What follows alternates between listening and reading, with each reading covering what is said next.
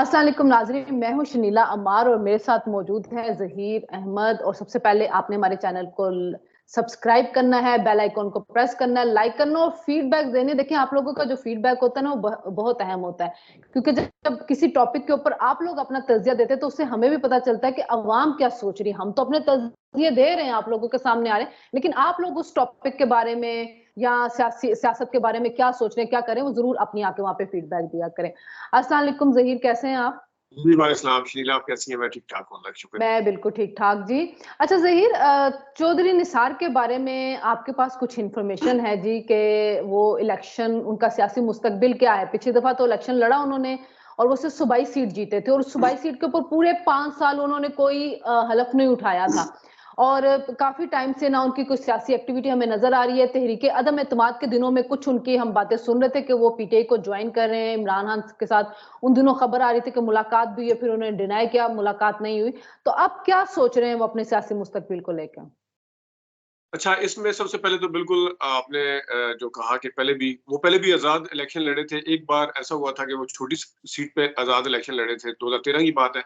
18 में भी आज़ाद इलेक्शन लड़े और वो अनफॉर्चुनेटली छोटी सीट ही जीत सके थे, अगरचे उन्होंने बड़े दावे वो वगैरह किए हुए थे। लेकिन इस बार की जो कहानी है वो कुछ इस तरह की है जिसमें मैं आपको कुछ ज़राए की खबरें भी बता देता हूँ जो कि ऑथेंटिक है। जो निसार अली खान साहब का मानना ये है कि उनका ख़्याल ये है और इसके साथ एक और सियासतदान का भी ख़्याल है, वो मैं उसका नाम बाद में आपको बताता हूँ। उनका ख़्याल ये है कि इस वक़्त जो पीटीआई है और पीटीआई के उम्मीदवार नहीं मिल रहे हैं और पीटीआई के इवन उनके बारे में ये भी कहा जा रहा है कि पीटीआई के जो कुछ उम्मीदवार ऐसे भी हैं जिनको पीटीआई की सपोर्ट तो रहेगी लेकिन वो आज़ाद भी खड़े होंगे। ख़ैर ये सेपरेट बहस है, लेकिन मैं निसार अली खान साहब पे आता हूँ। तो उन्हें पता है कि इस दफ़ा नहीं और इमरान खान साहब जो हैं वो निसार अली खान साहब के मुकाबले में अपना उम्मीदवार खड़ा नहीं करेंगे। ये उनका मानना है और जो निसार के साथ जो इमरान खान का ताल्लुक है, वो आपके सबके सामने है। दोनों एक-दूसरे की तारीफ़ें भी करते रहे हैं, दोनों क्लास के हवाले भी देते रहे कि हम एक साथ थे। तो मेरे ख़्याल में इस हद तक ना तो कभी निसार अली खान साहब इमरान खान साहब के खिलाफ गए थे जिस वक़्त नवाज़ शरीफ साहब के साथ बैठते भी थे और ना ही इमरान खान साहब ने कभी निसार अली खान साहब के हवाले से जब भी उनसे पूछा गया कि क्या निसार अली खान पार्टी में आ रहे हैं, जब भी पूछा गया तो हँस के टाल देते थे। यानी वो ये नहीं कहते थे कि मैं लूँगा नहीं, मैं उनकी कहीं न कहीं ख़्वाहिश ज़रूर होती थी और उस ज़माने में ये भी खबरें चली थी कि इमरान खान साहब की तरफ से भी ख़्वाहिश का इज़हार किया गया था कि निसार अली खान साहब आके मिले।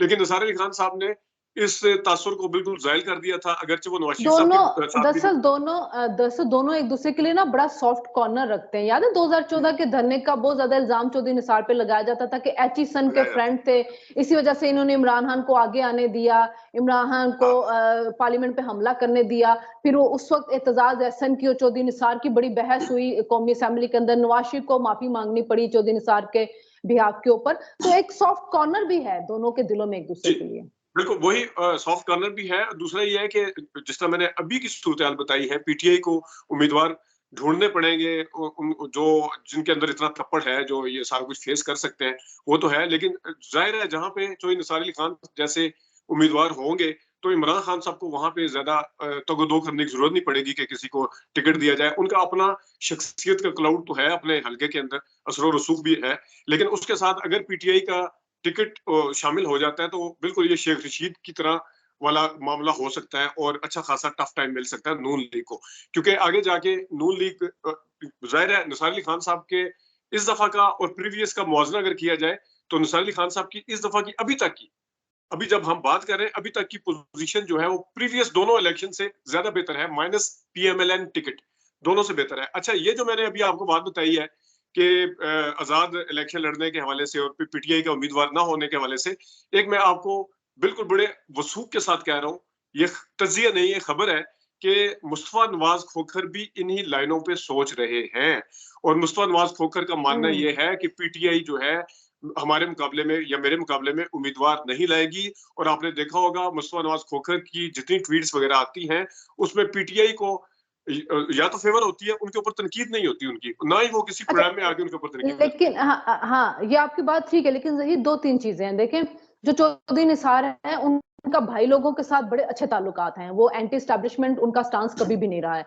तो अब 9 मई का जो वाकया हुआ है, उसके बाद क्या वो अपने ऊपर लेबल लगाना पसंद करेंगे पीटीआई को जॉइन करके या जीत के पीटीआई जॉइन करने में?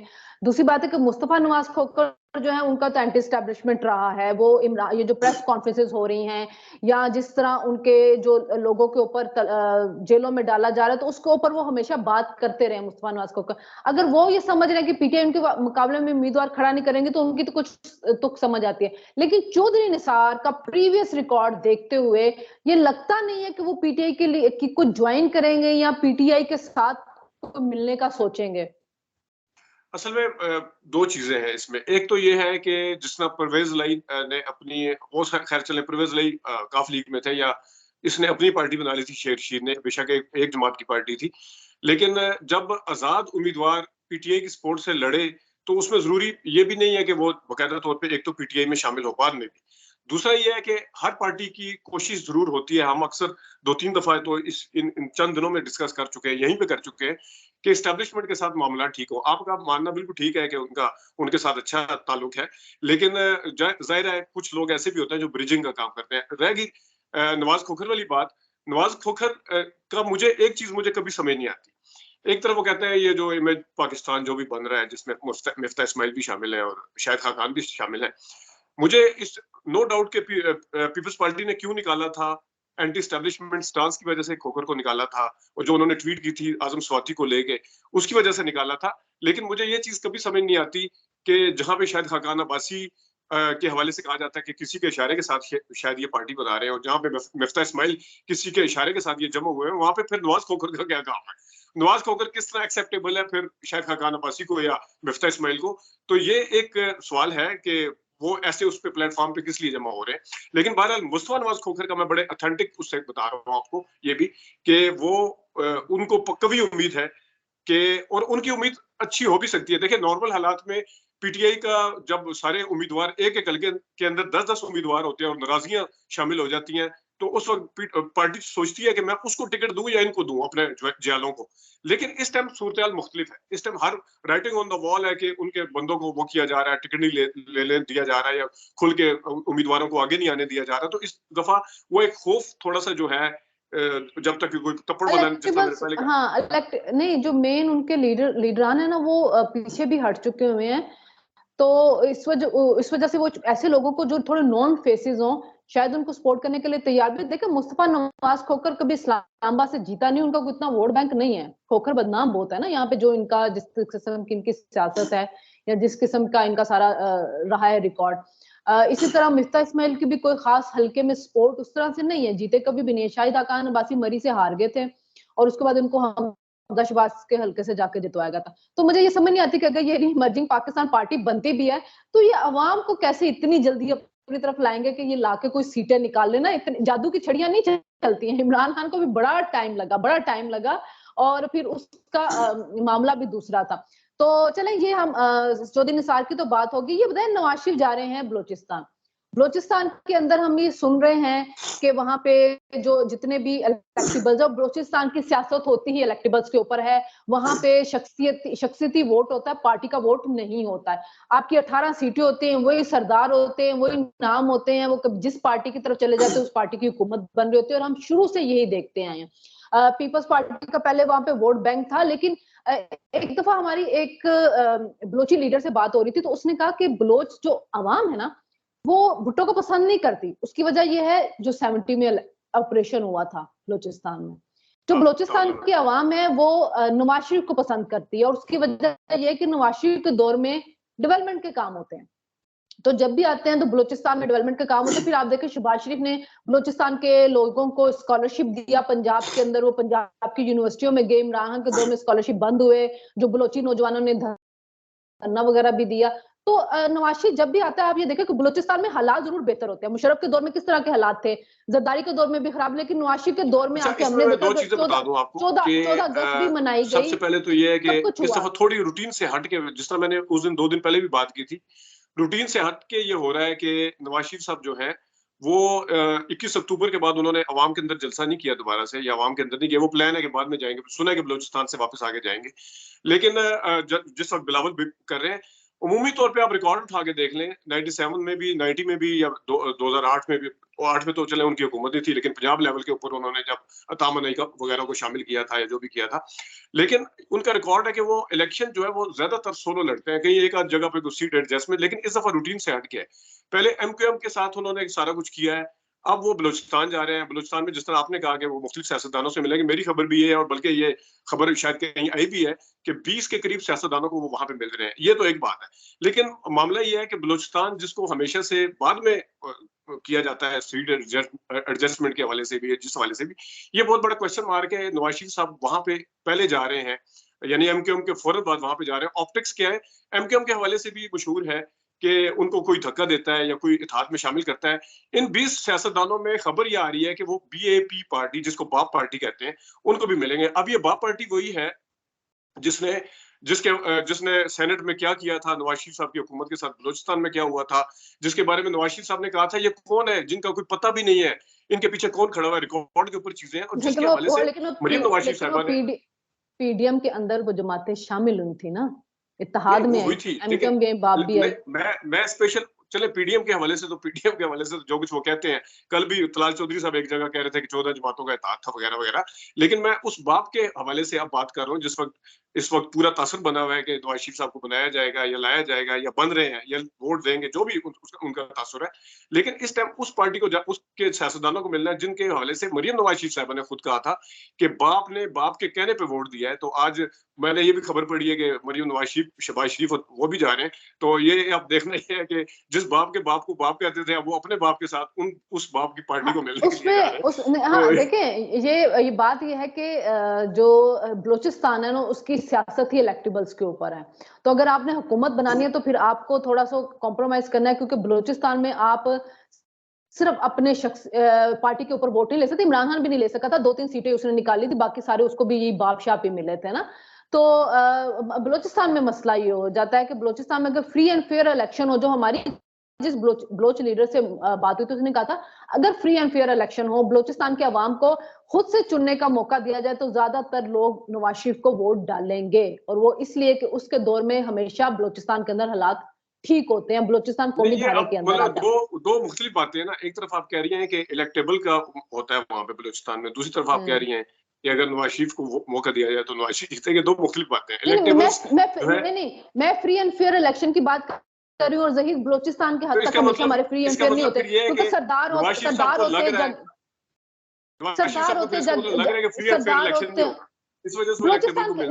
बलूचिस्तान की हद तक नहीं होता, क्योंकि आपके जागीरदार होते हैं, उनके मजारे होते हैं, अभी तक वहां पे बड़ी मैनिपुलेशन होती है। बलूचिस्तान की हद तक हमारे नहीं होता। इवन इंटीरियर सीट के अंदर भी देखे ना, वो वडेरे कब से वही वडेरे हैं।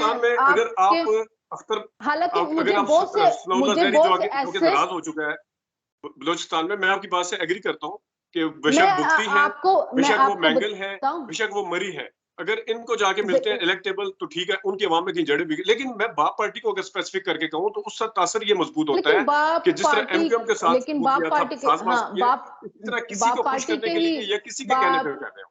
बाप पार्टी के लोग पहले से इलेक्ट होकर आ रहे हैं, उसमें नए लोग को नहीं देखे। जैसे मैं सिंध की आपको बात बताऊं, मुझे बहुत से ऐसे नौजवान मिले जिन्होंने हमें ये बात कही कि जी पहले हम बिलावल को सपोर्ट करते थे, पीपल्स पार्टी को, अब हम इमरान खान के साथ हैं। लेकिन जब वहां पे आपका एक इन्फ्लुएंस होगा वडेरे का, सरदार का, तो वो इमरान खान को वो वोट नहीं जा सकेगा, वो उसी सरदार और वडेरे को वोट आपको देना पड़ेगा।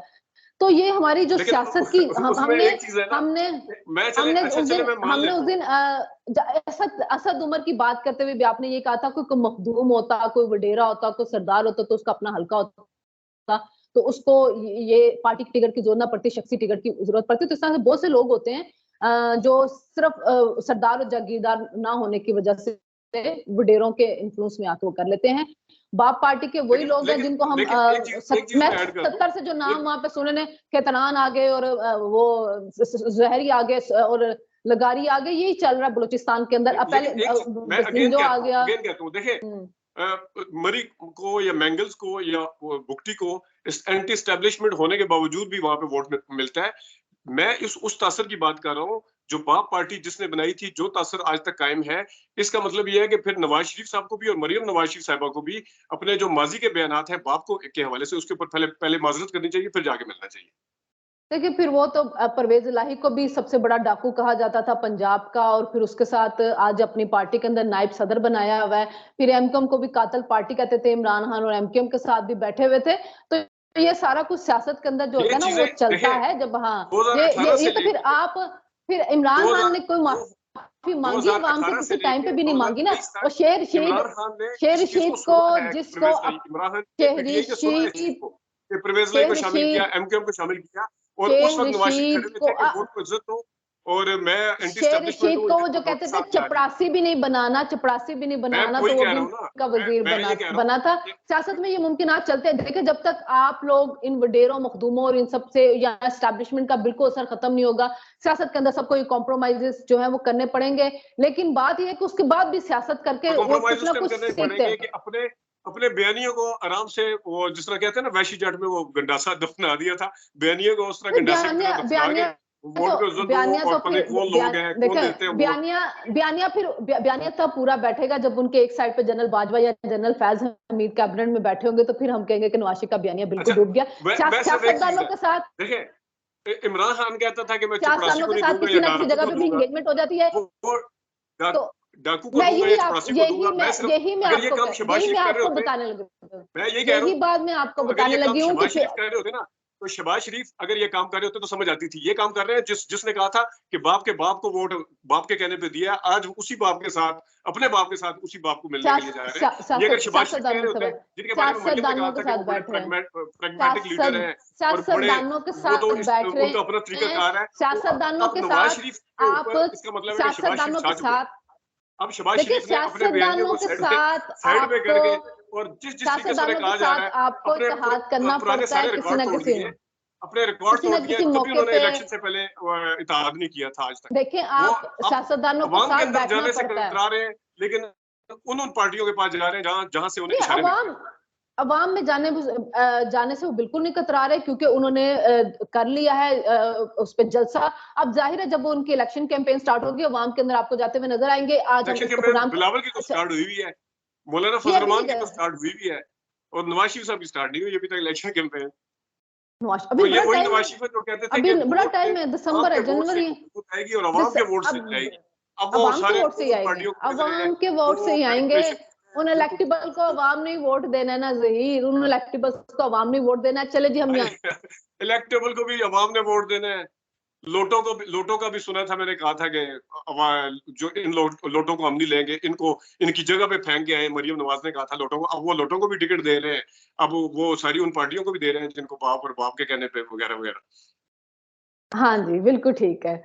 चलें जी, लोटे जो होते हैं ना, उनकी सियासत को मैं भी रिजेक्ट करती हूँ, और यहाँ पे मैं आपके साथ बिल्कुल एग्री करती हूँ। और जो जिन बंदों ने आपका बुरे वक्त में साथ दिया हुआ है, उन बंदों को टिकट मिलनी चाहिए। अगर आपके किसी बिल्कुल हलके में आपका वो साथी है कि जो बुरे वक्त में आपके साथ खड़ा, उसकी जगह आप लोटो को वोट देंगे, तो उसकी मुखालफत मैं भी करूंगी। ये यहाँ बिल्कुल पे मैं बिल्कुल आपके साथ बिल्कुल एग्री करती हूँ, क्योंकि लोटो की सियासत को अगर हम लोग खुद रिजेक्ट करेंगे ना, तो फिर इन सियासतदानों को पता चलेगा कि अवाम पसंद नहीं करती इन लोटों की सियासत को। बाकी मैं जो एग्री ये करता हूँ। है कि सियासतदानों के साथ आप जरूर बैठें, लेकिन सियासतदानों के साथ बैठते हुए आप अपने मुखलिस वर्कर को इग्नोर ना करें, क्योंकि बिल्कुल मैं सियासत में आपसे एग्री हमेशा इत्तेहाद होते हैं, मुमकिनात होते हैं, लेकिन अपने वर्कर का जरूर ख्याल रखें। चले फिर हम मैं फिर एग्री आपसे करता हूँ। मुलाकात, हाँ जी, कल आपसे फिर मुलाकात होती है। और फिर एक आते हैं हम जी, क्योंकि अब सियासी एक्टिविटियां शुरू हो गई हैं, अब सबने इलेक्शन में जाना है, और इलेक्शन से मुतल्लिक हमारे पास जो जो भी खबरें आएंगी हम करेंगे। मेरे और जहीर के इख्तिलाफात चलते रहेंगे, आप लोगों ने अपनी राय हमें जरूर देनी है। फिर बहुत शुक्रिया। मुलाकात होगी जी। अल्लाह हाफिज।